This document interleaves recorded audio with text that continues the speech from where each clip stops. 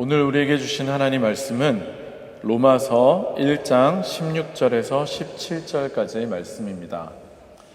오늘 우리에게 주신 하나님 말씀은 로마서 1장 16절에서 17절까지의 말씀입니다. 제가 가지고 있는 성경으로 신약 성경 255페이지에 있습니다. 다 찾으신 줄로 알고 제가 봉독해 드리도록 하겠습니다. 나는 복음을 부끄러워하지 않습니다. 이 복음은 유대 사람을 비롯하여 그리스 사람에게 이르기까지 모든 믿는 사람을 구원하는 하나님의 능력입니다. 하나님의 의가 복음 속에 나타납니다. 이 일은 오로지 믿음에 근거하여 일어납니다. 이것은 성경에 기록한 바 의인은 믿음으로 살 것이다 한 것과 같습니다. 아멘. 이는 살아계신 하나님의 말씀입니다. 다 자리에 앉으시겠습니다. 잠시 기도하겠습니다. 좋으신 하나님 감사합니다. 주님이 우리의 강한 산성이심을 우리가 고백합니다. 우리가 이 세상의 그 어떤 유혹과 시험에도 넘어지지 않게 하시고 오직 우리의 능력 되시고 힘 되시고 구원 되시는 주님께로 달려갈 수 있는 우리들 되게 하여 주옵소서. 주님께서 우리와 함께 싸워주시고 이겨내게 하여 주시고 승리하게 하여 주실 줄 믿사오며 모든 말씀 예수님 이름으로 간절히 기도합니다. 아멘. 할렐루야. 항상 성가대 찬양의 은혜를 너무 많이 받는 것 같아요.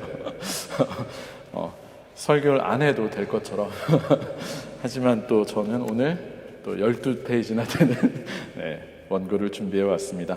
오늘도 주님의 전에 오셔서 이렇게 예배드리시는 여러분들에게 주님의 정말 은혜와 정말 주님의 사랑이 넘치시기를 주님의 이름으로 축원합니다.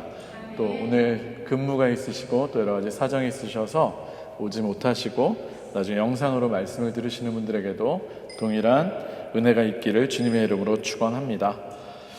오늘부터 빈터짜이트가 시작된 거 알고 계시죠? 어떻게 1시간 더 주무시니까 좀 좋으신가요? 저는 지난주에 말씀드린 대로 2시 59분에서 이제 다시 2시로 되는 걸 보고 자려고 기다렸다가 드디어 제 눈으로 확인을 하고 그리고서 잠이 들었었는데 해마다 느끼지만 참 신기한 것 같아요. 이게 1시간을 더 이렇게 있다 보니까 조금 더 여유가 있긴 했는데 또 한편으로는 빨리 가서 말씀을 전하고 싶다라는 그 마음 때문에 또 조바심이 나기도 했었습니다. 오늘도 저의 입술을 통해서 전해지는 말씀이 하나님 말씀으로 여러분들에게 온전히 전달되기를 주님의 이름으로 축원합니다. 오늘이 10월의 마지막 주일, 그죠? 마지막 주일입니다. 특별히 10월의 마지막 주일을 저희가 어떤 주일로 지키고 있죠? 종교개혁 주일로 지키고 있습니다. 오늘은 마르틴 루터가 여러분들 잘 아시는 것처럼 1517년 원래 날짜는 10월 31일 정오에 당시 로마 카톨릭에서 면죄부 판매하는 것에 반대하며 비텐베르그 대학의 교회 정문에 95개의 조항이나 되는 반박문을 써붙인 것을 시작으로 촉발되었던 종교개혁을 기념하는 종교개혁 주일입니다. 해마다 10월 마지막 주를 종교개혁 주일로 우리가 이렇게 지키고 있습니다. 여러분들도 그동안 사실 교회를 오랫동안 다니시면서 종교개혁에 대해서 아마 해마다 한 번씩은, 그래도 1년에 한 번씩은 꼭 들으셨을 것입니다.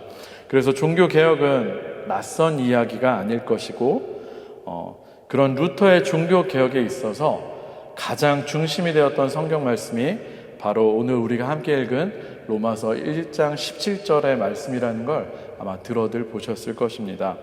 실제로 오늘의 본문은 루터가 그의 신학을 형성하는 데 있어서 그리고 종교개혁을 하는 데 있어서 가장 결정적인 영향을 받게 된 성경 구절일 뿐만이 아니라 사람들이 이야기하기를 로마서에서 핵심되는 구절이다라고 이야기를 하는 구절입니다.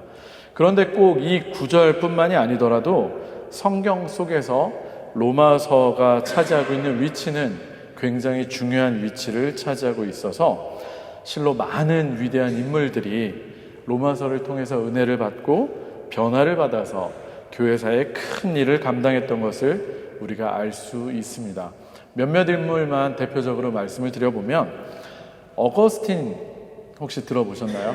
참회록 내지는 고백록이라고 하는 글을 썼던 성인이라고 불리는 성 어거스틴인데, 그 사람이 원래는 마니교라고 하는 이분법적, 이원론적인 이단에 빠져 있었고, 그리고 심지어는 주색에 빠져 있고, 결혼도 하기 전에 혼외자를 가졌던, 사실 그 어머니 모니카라고 하는데 그 어머니의 속을 굉장히 많이 썩였던 그런 탕아와 같은 사람이었습니다.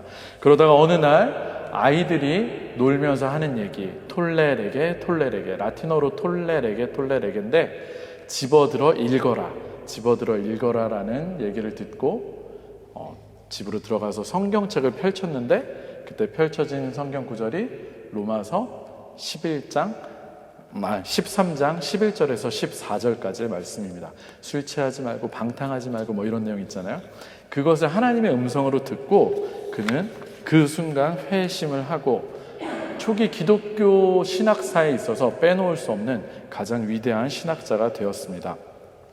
그리고 앞서 말씀드린 것처럼 루터 또한 이 로마서를 읽다가 자신의 이신칭의 신학을 발전시키고 종교개혁을 하게 되었으며, 역시 종교개혁자인 칼뱅이라고도 하죠. 칼빈도 마찬가지로 이 구절에 참 많은 영향을 받았습니다. 그리고 저는 개인적으로 감리교 목사인데, 감리교의 창시자라고 할 수 있는 요한 웨슬리, 존 웨슬리, 그분도 1738년 5월 24일, 저희 감리교 목사들이 이걸 외우고 있어야 되거든요. 올더스게이트가를 걷다가 모라비안 교도들이 예배를 드리는 얘기를 듣다가 그들이 로마서 주석을 읽는 것을, 로마서 서문, 루터의 로마서 주석 서문을 읽는 것을 듣고 마음이 뜨거워지는 것을 경험했다고 하면서, 그때부터 이제 그 사람의 마음에 근심과 걱정이 사라지고 구원에 대한 확신이 생기고, 그러므로 인해서 웨슬리의 그 메토디스트 운동이라고 할 수 있는 그런 성결 운동을 시작하게 되고, 그로 인해서 위대한 일을 감당하게 되었습니다. 이처럼 로마서를 통해서 복음의 능력을 접한 사람들이 교회사를 통해서 수도 없이 많고 또 놀라운 일들을 해온 것을 우리는 알고 있습니다. 바라옵기는, 제가 이 말씀을 드리는 건 그 사람들도 중요하지만, 바라기는 오늘 이 자리에서 이 말씀을, 또 로마서의 말씀을 들으시는, 그리고 지난주까지 저희가 성경 읽기로 로마서를 읽었죠? 기억하시죠? 당황하시면 안 되는데, 지난주까지 로마서를 같이 성경 읽기로 읽었던 저희들이 또 오늘 이후에 집에 가셔서 개인적으로 로마서를 또 읽어보시면서 우리 성도님들도 복음의 능력으로 귀한 하나님의 일을 감당하시는 여러분들이 되시기를 바라는 마음에서 이 말씀을 드립니다. 특별히 여러분들도 말씀을 통해서 복음의 능력으로 귀한 일들을 감당하시는 여러분들이 되시기를 주님의 이름으로 축원합니다. 그렇습니다. 우리가 함께 읽은 것처럼, 그리고 제가 오늘 말씀의 제목을 복음의 능력, 하나님의 의라고 지은 것처럼, 또 앞서 제가 몇몇 사람의 예를 든 것처럼 위대한 일을 할 수 있었던 것처럼 그 이유에는 이 복음의 능력이 있기 때문입니다. 복음에 어떤 능력이 있느냐? 바로 사람을 변화시키고 구원하게 하는 능력이 있습니다. 따라서 그 능력을 경험하지 않고, 우리를 변화시키고 구원하는 능력을 경험하지 않고 신앙생활을 하시는 분은 어쩌면 안타깝게도 아직 제대로 믿음 생활, 신앙생활을 하지 못하시는 분일 수도 있습니다. 우리 제일교회 모든 성도님들이 복음의 능력, 하나님의 구원하시는 능력을 경험하시는 모든 성도님들이 되시기를 다시 한번 주님의 이름으로 축원합니다. 우리 오늘의 말씀 16절을 한번 같이 읽어보도록 하겠습니다. 오늘의 말씀 16절을 다시 한번 같이 읽어보도록 하겠습니다. 오늘의 말씀 16절입니다. 시작. 나는 복음을 부끄러워하지 않습니다. 이 복음은 유대 사람을 비롯하여 그리스 사람에게 이르기까지 모든 믿는 사람을 구원하는 하나님의 능력입니다. 아멘. 제가 다시 한번 읽어드리겠습니다. 나는 복음을 부끄러워하지 않습니다. 이 복음은 유대 사람을 비롯하여 그리스 사람에게 이르기까지 모든 믿는 사람을 구원하는 하나님의 능력입니다. 아멘. 바울은 로마서의 핵심인 이 구절에서 먼저 자신은 복음을 부끄러워하지 않는다는 선언을 하고 시작합니다.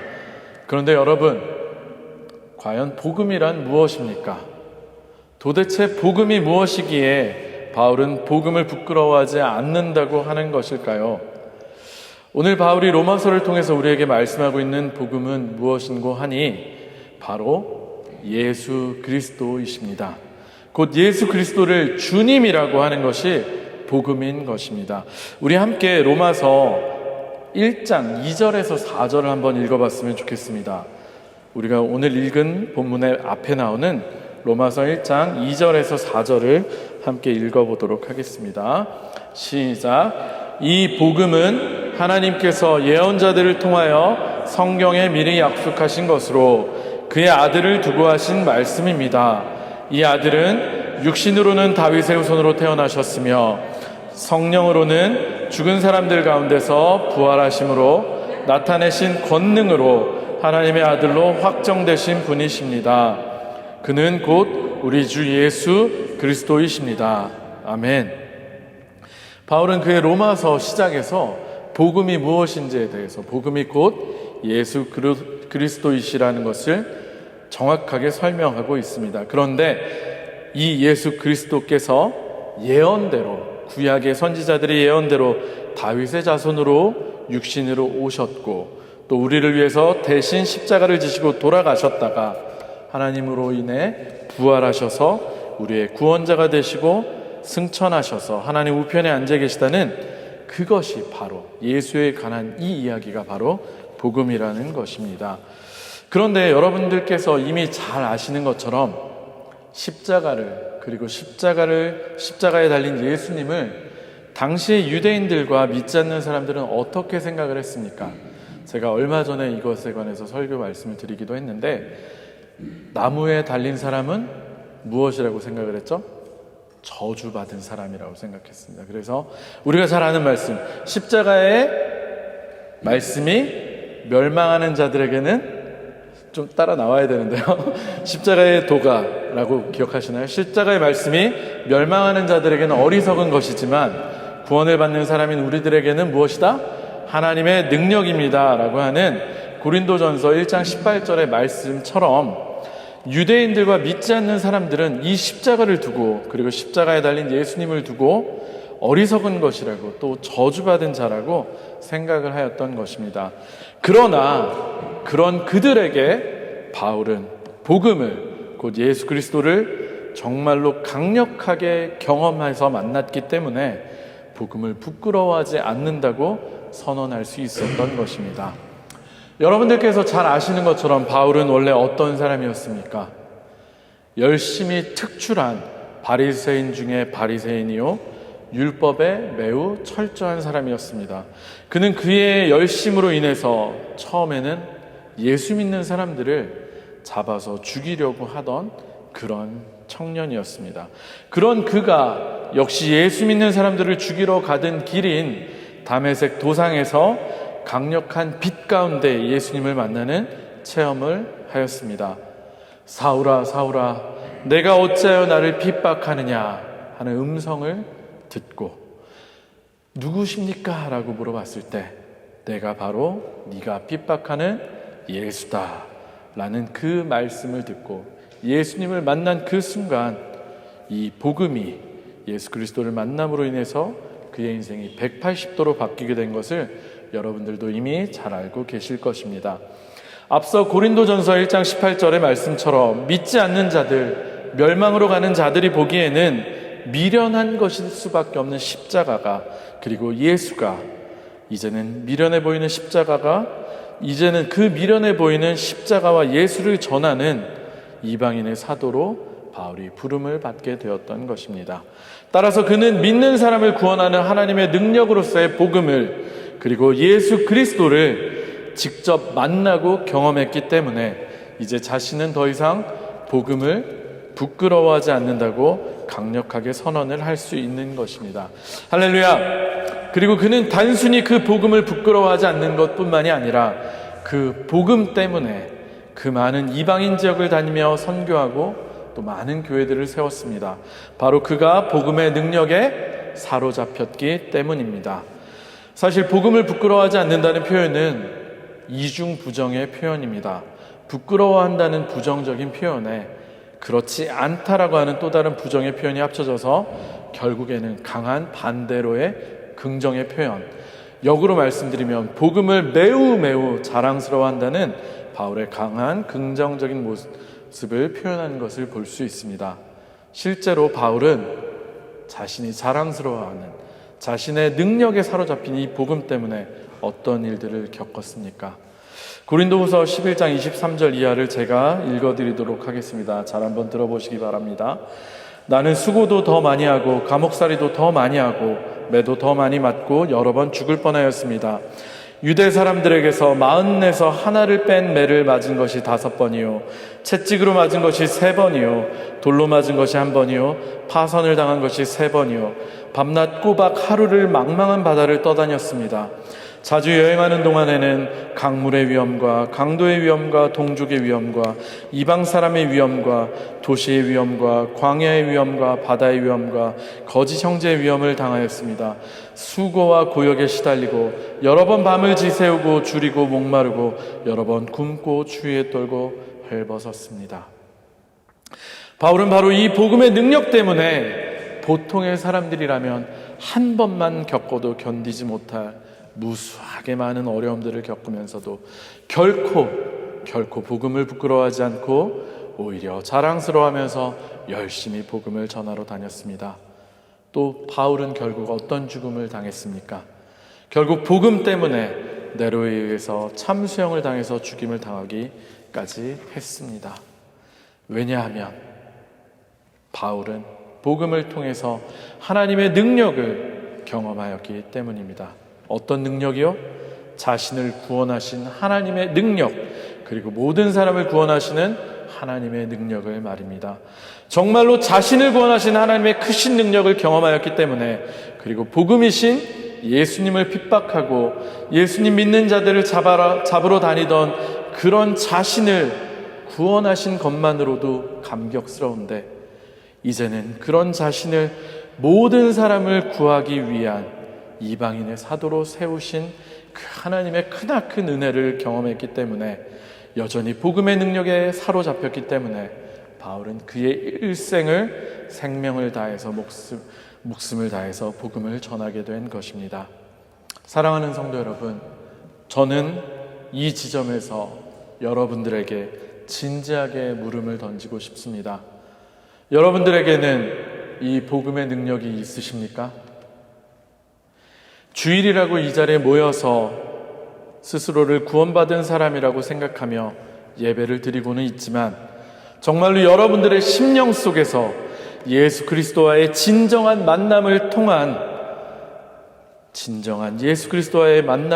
경험한 이 복음의 능력으로 인해서 구원의 경험, 그로 인한 기쁨과 회복, 환희와 은혜의 감격이 여러분들 마음속에 자리 잡고 있으십니까?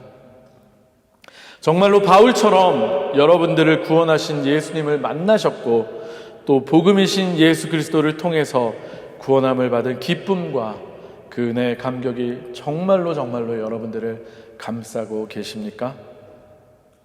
그래서 바울처럼 복음을 부끄럽게 여기지 않고 오히려 복음을 자신 있게 여기며 자랑스럽게 여기며 이 복음을 전하기 때문에 어떤 고난이 있더라도 기쁨으로 그 일을 감당하고 계십니까? 복음이신 예수 그리스도와의 만남을 통해서 하나님의 그 위대한 구원의 능력을 직접 경험하시는 모든 성도님들이 되시기를 주님의 이름으로 축원합니다. 복음이 모든 믿는 사람을 구원하는 하나님의 능력이라고 바울이 말을 하는데, 어떻게 해서 복음이 모든 믿는 사람을 구원하는 하나님의 능력이 되는 것일까요? 우리 다 같이 17절의 말씀을 함께 읽도록 하겠습니다. 17절의 말씀 시작. 하나님의 의가 복음 속에 나타납니다. 이 일은 오로지 믿음에 근거하여 일어납니다. 이것은 성경에 기록한 바 의인은 믿음으로 살 것이다 한 것과 같습니다. 제가 이것을 개역개정으로 한번 더 읽어드리도록 하겠습니다. 아마도 개역개정 번역이 여러분들에게는 더욱 익숙하실 것 같습니다. 저도 그렇습니다. 복음에는 하나님의 의가 나타나서 믿음으로 믿음에 이르게 하나니 기록된 바 오직 의는 믿음으로 말미암아 살리라 함과 같으니라. 아마 암송도 하고 계시죠? 우리 다 같이 한번 암송하신 분들은 같이 한번 외워볼까요? 시작. 복음에는 하나님의 의가 나타나서 믿음으로 믿음에 이르게 하나니 기록된 바 오직 의는 믿음으로 말미암아 살리라 함과 같으니라. 아멘. 앞서 말씀드린 것처럼 이 로마서 1장 17절의 말씀이 바로 루터를 사로잡고 구원의 감격을 경험하게 하며 그를 새롭게 눈뜨게 한 놀라운 말씀입니다. 사실 루터는 사제이자 교수로서 대학에서 성경을 가르치면서도 복음의 능력을 경험하지 못하고 늘 해결되지 않은 죄로 인해서 고뇌하고 있었습니다. 자신의 죄를 어떻게 하면 속죄할 수 있는지 늘 고민하여 속죄를 할 방법으로 여러 가지 고행과 수행을 하면서도 늘 불안에 떨고 있었음을 우리는 그의 일대기를 통해서 잘 알 수 있습니다. 그러다가 그의 삶에 섬광처럼 번개처럼 빛이 비춰진 것이 바로 로마서 1장 17절의 말씀을 새롭게 이해하게 되면서입니다. 여기에 하나님의 의라고 할 때 헬라어로는 원어로 디카이오수네라고 되어 있습니다. 헬라어 디카이오수네는 의롭게 여겨준다, 의롭게 인정해준다, 의롭다 선포하다에 가까운 의미입니다. 곧 하나님의 의, 곧 은혜로 말미암는 이 의는 수동적으로 주어지는 것이지 능동적으로 얻을 수 있는 것이 아니라는 사실을 루터가 깨달았던 것입니다.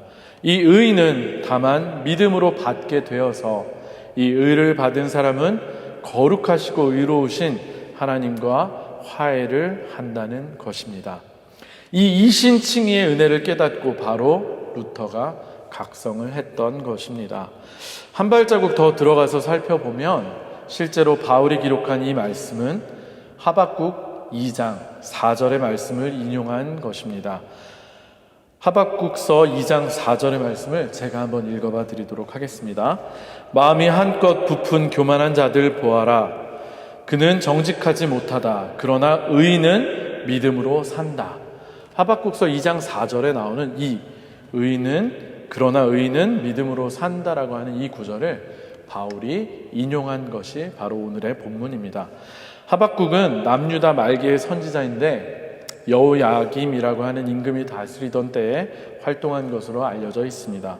하박국은 바벨론으로부터의 패망이 조금씩 가까워 오던 시기에 하나님께 자국 남유다의 현실이 납득이 안 되어 따지면서 하나님과 대화를 나누게 됩니다. 그리고 이 하나님과의 대화를 나누는데 그 중에서 중요한 내용이 바로 바울이 인용한 2장 4절에 의인은 그의 믿음으로 말미암아 살리라 라는 내용입니다. 이때 4절에 믿음으로 살리라 할 때 믿음으로 번역된 단어는 히브리어 원어로는 에무나라고 하는 단어입니다. 근데 이 에무나라고 하는 이 단어는 진실함 또는 신실함으로 번역될 수 있는 단어입니다. 따라서 문자적으로 다시 이 4절 하반부 다시 한번 번역을 해보면 그러나 의인은 자기의 진실함으로써 생명을 보존하리라로 번역할 수 있습니다. 그렇다면 우리는 과연 의인이 진실함으로써 생명을 보존할 수 있는 그 의인은 누구인가에 대해서 생각해 볼 수 있는데 히브리적인 의미에서 의인은 1차적으로는 관계에 있어서 신실한 것을 뜻합니다. 곧 관계에 있어서 신실하면 그 사람을 의롭다라고 말하는 것입니다. 반대로 상호적인 관계에 있어서 신실하지 못하면 불의하다 이렇게 이야기하는 것입니다. 만약 그래서 우리가 하나님은 의로우신 분이시다라고 말을 한다면 이 말은 하나님께서 상대방에 대한 신실하심을 지키시는 분이시라는 말이 됩니다. 그래서 하나님과의 계약을 맺은 아브라함의 자손으로서 이스라엘의 입장에서는 자신들과의 관계에 있어서 곧 계약에 있어서 신실하시기 때문에 하나님은 의로우신 하나님이 되는 것입니다. 따라서 오늘의 본문에서 하나님의 의, 곧 하나님의 신실하심이 복음에 나타난다는 말이 되는데 하나님께서 보여주신 우리와의 관계에서 신실함을 나타내는 가장 절정이 되는 장면이 어디이겠습니까? 바로 예수 그리스도를 통해서 보여주신 십자가 사건이 바로 하나님이 우리와의 관계에서 신실하신 하나님이심을 보여주는 사건입니다.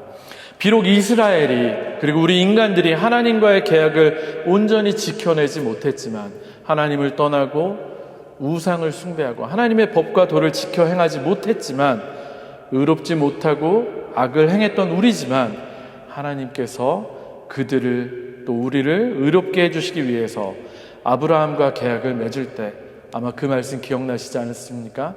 아브라함과 계약을 맺을 때 아브라함이 잠들었을 때 그 쪼갠 짐승들 사이로 홀로 지나가셨던 하나님, 제가 예전에 아마 설교 때도 말씀을 드렸던 것으로 기억하는데, 그 하나님을 기억하실 것입니다.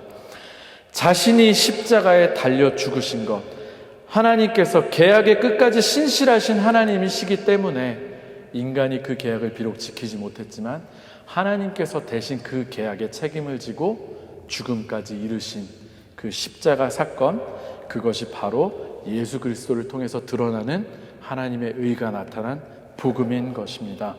그리고 하나님은 그 예수님을 부활시키시고 주님으로 높여주셨는데, 그것이 바로 복음, 앞서 바울이 선언했던 복음이라는 것입니다.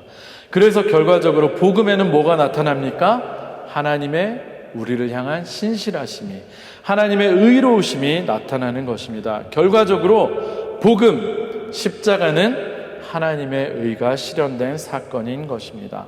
로마서 1장 17절에서 개역개정에는 믿음으로 믿음에 이르게 한다고 되어 있는데, 이때의 믿음은 앞서 말한 것처럼 에무나, 진실함을 이야기합니다. 앞에 믿음, 믿음에서 믿음으로 간다 할 때 앞에 믿음은 하나님의 진실함, 그리고 뒤에 믿음은 그거에 대한 우리의 진실함을 말하는 것입니다. 그 십자가에서 성취된 하나님의 의는, 하나님의 복음은 하나님의 진실함에서 우리 인간들의 진실함으로 이른다는 말인 것입니다. 그래서 의는 하나님으로부터 비롯된 진실함으로 인해서 구원받는 것입니다. 그리고 바울은 이 이야기를 하고 있는 것입니다. 다시 한번, 좀 복잡하니까 다시 한번 정리를 하자면, 의인은 하나님과 맺은 언약을 지키고 또 그 언약 가운데 받은 가르침과 약속을 붙드는 사람이고, 또 흔들리지 않는 굳센 마음으로 이를 고집하여 이에서 벗어나지 않는 진실한 사람인 것입니다. 즉 하나님이 예수 그리스도 안에서 행하신 바와 관련하여 이 하나님 및 이 결정적인 하나님의 행위를 흔들림이 없는 굳센 마음으로 신뢰하는 것을 뜻하며, 사람은 오로지 이런 믿음으로 말미암아 하나님 앞에서 의인이 되는 것입니다. 그리함으로써만 이제 정해져 있는 마지막 심판에서 살아남고, 그리함으로써만 궁극적으로 영생에 참여하게 된다는 것입니다. 따라서 제가 좀 복잡하게 설명을 하긴 했지만, 우리가 단순히 예수 믿고 구원받는다라고 하는 것은 단순히 예수님을 머리로만 안다, 지적으로 받아들여서 안다라고 하는 차원이 아니라, 이제 예수 그리스도의 십자가 사건인 복음을 통해서 보여주신 하나님과의 그 진실한 관계 속으로 들어가서 우리도 그 진실한 관계를 끝까지 끊임없이 유지하며 살아나가는 것을 말하는 것입니다. 흔히들 얘기하는 것처럼 단순히 그냥 교회만 왔다고, 예수님이 이야기를 들었다고 해서 나는 구원받았다 하는 것이 아니라, 의로운 사람이 되어서 하나님과의 관계 속에서 끊임없이 그분의 신실하심처럼 그 십자가를 통해서 우리에게 구원하신 그 하나님의 그 신실하심이 바탕이 되어 우리도 그에 대한 반응으로, 하나님을 향한 신실한 믿음으로, 하나님을 향한 진실된 마음을 끝까지 유지하며 하나님의 관계 안에서 하나님의 말씀과 법도와 뜻을 지켜 행하며 사는 것, 그것이 바로 우리가 구원받을 수 있는 길이라는 것입니다. 값싼 은혜, 우리가 쉽게 종교개혁을 통해서 들은 것처럼 물론 믿음으로 구원을 받고 은혜로 구원을 받지만 그것이 그저 그렇게 값싼 은혜만은 아니라는 것을 여러분들이 기억하셨으면 좋겠습니다.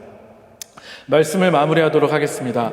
지난 2017년 종교개혁 500주년을 기점으로 참 많은 단체들이 성명서도 발표하고 세미나도 하고 참 많은 학술회 등을 하면서 오늘날 이 시점을, 오늘날 우리에게 있어서도 종교개혁이 필요하다는 말을 정말로 많이들 해왔습니다.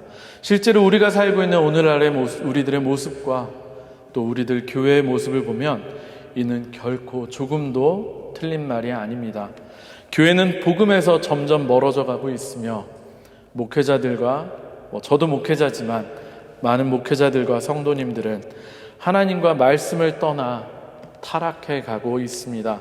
하나님보다는 돈을 더 사랑하는 모습이 되어버렸고, 예수님과의 진정한 만남, 진정한 복음의 경험을 한 것을 통해 회개, 변화, 그런 것이 전혀 없이 그저 값싼 은혜, 값싼 구원만을 전하는 교회와 성도들로 전락해 버렸습니다. 교회는 더 이상 세상의 영향력을 발휘하지 못하고 있고, 이제는 세상으로부터 염려를 받기를 넘어서서 이제는 조롱과 혐오의 대상으로까지 전락해 버리고 말았습니다. 특별히 지난 2-3년간 지속된 코로나 팬데믹 현상을 겪으면서 교회가 가지고 있었던 많은 문제점들과 연약함들이 또 우리들의 민낯이 적나라하게 드러났음을 우리 모두가 잘 알고 있을 것입니다. 그런데 지금까지 우리가 함께 살펴본 것처럼 여전히 복음은 능력이 있습니다. 하나님의 신실하심은 여전히 복음의 능력 가운데 우리와 함께하고 계십니다. 중요한 것은 우리 한 사람 한 사람이 얼마나 이 복음에 사로잡힌 사람이 되느냐입니다. 앞서 놀라운 일들을 감당했던 사람들의 공통점은 말씀을 통해서 변화되었다는 사실입니다. 솔라 스크립투라, 종교개혁의 가치 중 하나입니다. 우리도 말씀 가운데, 오직 하나님의 말씀 가운데 예수님을 만나고 능력에 사로잡혀야만 할 줄로 믿습니다. 더욱더 말씀을 읽고 그 말씀으로 돌아가시기를 주님의 이름으로 부탁드립니다. 그리고 하나님과의 관계 가운데 진실하게 믿음으로 나아가야만 합니다. 바울이 하나님의 복음인 예수 그리스도를 만나고 그의 인생이 180도 바뀐 것처럼 우리도 예수 그리스도를 통해서 우리를 향한 신실하신 하나님을 만나게 되고 또 그분으로 인해서, 그분을 향한 믿음으로 인해서 우리도 살아가야만 합니다. 솔라 피데이, 오직 믿음으로 말입니다. 그리고 복음을 부끄러워하지 않으며 복음의 은혜를 깨닫고 그 능력을 믿으며 복음을 전하며 믿음 안에 하나님과의 관계 안에서 정말 진실되게 살아나가야 할 줄로 믿습니다. 그럴 때 하나님께서 우리들에게 솔라 그라치아로 주시는, 오직 은혜로 주시는 구원의 기쁨과 감격을 우리도 느낄 수 있을 것입니다. 제가 지지난번에 십자가부터 시작해서 미랄, 그리고 그 이후에 포도나무, 그리고 지난주에 갈라디아서의 말씀까지 어떻게 보면 계속해서 이어지는 말씀을 아마 하나님께서 오늘의 이 종교개혁 주일에 이 말씀을 위해서 계속해서 주셨다라고 저는 믿고 있습니다. 그리고 지난주에 제가 말씀드렸던 것처럼 이제는 내가 사는 것이 아니라 갈라디아서를 통해서 바울이 고백한 것처럼 내 안에 그리스도가 사는, 정말 복음의 능력이 되는 예수 그리스도로 사는 여러분들이 되시기를 다시 한번 주님의 이름으로 축원합니다. 늘 개혁을 이야기할 때 우리는 자신을 빼놓고 이야기하는 경향이 많습니다. 늘 무엇인가의 문제점을 지적을 할 때는 정작 다른 사람을 지적하고 다른 기관과 단체를 탓하지만 정작 나부터 내가 무엇인가를 바꾸려고 하지는 않습니다. 그러나 진정한 개혁과 진정한 변화는 바로 하나님의 복음을 진짜로 경험한, 진짜로 하나님의 복음의 능력에 사로잡힌 나를 통해서 시작됨을 기억하시기 바랍니다.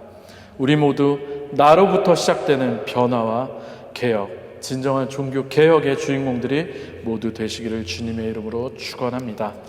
우리 시간에 다 같이 한번 찬양하고 기도했으면 좋겠습니다. 아까 예배 전에 불렀던 찬양 오직 믿음으로, 이 찬양의 고백처럼 이 세상은 정말로 혼탁해져 가고 흔들려 가고 정말 믿음을 찾아볼까라고 하는 하나님의 탄식이 들릴 만큼 어지러운 세상이 되고 있습니다. 이때에 우리들 정말로 영원히 변하지 않는 그 믿음, 하나님께서 먼저 보여주신 그 하나님의 의, 하나님의 사랑을 우리가 복음을 바라보며 정말 믿음으로 살아가는 우리가 되길 원합니다. 세상은 늘리고 사람들은 변하여도 나는 주를 섬기리. 주님의 사랑은 영원히 변하지 않네. 나는 주를 신뢰해. 오직 믿음으로, 오직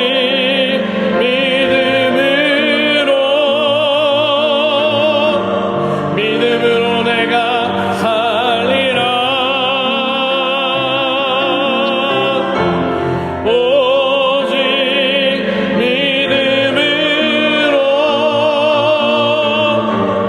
믿음으로 내가 살리라. 믿음은 들리고 사람들 주를 떠나도, 믿음은 늘리고 사람들 주를 떠나도 나는 주를 섬기리. 주님의 나라는 영원히 쇠하지 않네. 나는 주를 신뢰해. 오직 믿음으로, 오직 믿음으로 내가 살리라. 오직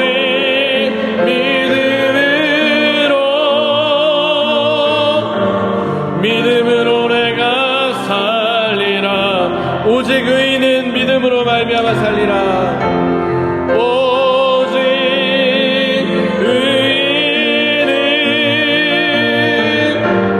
믿음으로 말미암아 살리라. 오직 의인은 믿음으로 말미암아 살리라. 시간 다 같이 한번 통성으로 기도하기 원합니다. 여러분들은 정말로 복음의 능력을 경험하셨습니까? 여러분들은 정말로 예수 그리스도라고 하는 예수 그리스도라고 하는 복음의 능력을 정말로 경험하고 계십니까? 그래서 하나님의 의, 십자가 사건을 통해서 우리하고의 언약 관계에서 신실하신, 정말 자신이 대신 죽기까지 그 언약을 지키셨던 신실하신 그 하나님의 사랑을 경험하고 계십니까? 그리고 그 언약으로 말미암아, 그 신실하심으로 말미암아 정말로 믿음으로 우리 또한 주님을 향한 그 신실함으로 살아나가고 계십니까? 우리는 이제 값싼 은혜를 버려야만 합니다. 값싼 은혜, 값싼 구원이 아니라 정말로 예수 그리스도의 십자가를 통해서 하나님의 의가 드러난 것을 통해, 또 그것을 통해서 우리와 신실하게 다시 관계를 회복하신 그 주님의 믿음을 통해 우리가 믿음으로 다시 살아가야함을 다시 한번 고백합니다. 이 시간에 우리 다 같이 한번 통성으로 기도합시다. 하나님, 우리가 참으로 복음의 능력 안에 살게 하여 주시옵소서. 참으로 복음의 능력 안에 살며 믿음으로 살아가는 우리들 되게 하여 주시옵소서라고 이 시간에 다 같이 한번 통성으로 기도하겠습니다. 사랑해 주님 아버지, 감사합니다. 오늘 로마서 말씀을 통해서 특별히 종교개혁주의를 맞아서 우리가 복음의 능력이 얼마나 중요한지를, 우리가 과연 복음의 능력을 경험한 사람인지를 다시 한번 돌아보게 하시니 감사합니다. 하나님 아버지, 바울은 그 모든 고난과 고통을 당하면서도 자신을 구원하신 그 하나님의 복음, 십자가의 예수 그리스도를 만남을 통해서 그의 인생이 뒤집어지고 바뀌고 온 이방을 향하여 선교하는 정말 주님의 귀한 사도로 부르심을 받고 죽기까지 그 충성을 다하며 그 역할을 감당하였습니다. 하나님 아버지, 우리는 과연 정말로 하나님 하나님께서 예수 그리스도의 십자가를 통해서 드러내신 그 복음을, 그 의를 과연 우리가 얼마나 능력으로 받아들이고 있으며 얼마나 우리가 진실로 그 언약의 말씀을, 그 능력을 우리의 능력으로 삼고 있습니까? 하나님 아버지, 우리 시간 우리를 다시금 돌아보게 하여 주옵소서. 아직까지 복음을 경험하지 못한 사람이 있다면 참으로 주님의 복음을 경험하는 놀라운 은혜가 있게 하여 주옵소서. 하나님의 말씀을 읽을 때, 하나님 믿음으로 의를 구할 때 하나님께서 우리에게 말씀하시고 하나님께서 예수 그리스도를 통해서 하나님 은혜로 의롭다 하실 줄로 믿사오니 아버지, 우리들 말씀을 통해 하나님의 복음을 경험하게 하시고 복음을 통해 믿음으로 살아나가는 우리들 되게 하여 주시옵소서. 그래야 해서 정말 우리도 바울처럼 복음을 두려워하지 않는 자들 되게 하시고 우리들 한 사람 한 사람을 통해서 지금까지 하나님의 구원의 역사가 이루어진 것처럼 우리들을 통해서 하나님의 온전한 구원의 역사가 이루어지게 하시고 복음의 변화가 일어나게 하시고 아버지, 정말로 개혁이 필요한 곳에 개혁이 일어나며 새로운 부흥의 역사가 일어날 수 있도록 우리를 사용하여 주시고 우리를 붙들어 주시옵소서. 좋으신 하나님, 감사합니다. 오늘 종교개혁주의를 맞아서 특별히 로마서의 말씀을 통해서 우리들이 과연 복음의 능력을 경험한 사람들인지, 복음의 능력을 참으로 믿고 부끄러워하지 않으며 그 복음으로 인해서 새 생명을 얻은 사람들인지를 다시금 돌아보게 하시니 감사합니다.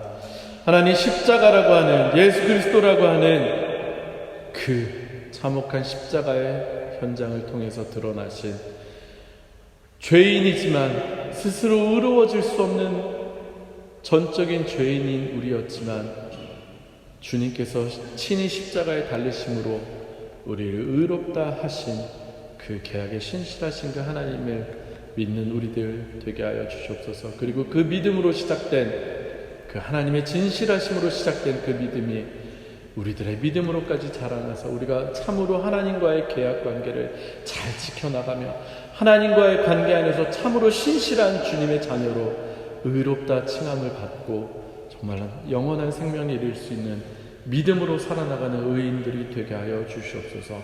하나님께서 오늘 우리들에게 우리의 가슴 속에 말씀하셨음에 감사하며 모든 말씀 예수님의 이름으로 간절히 기도합니다. 아멘.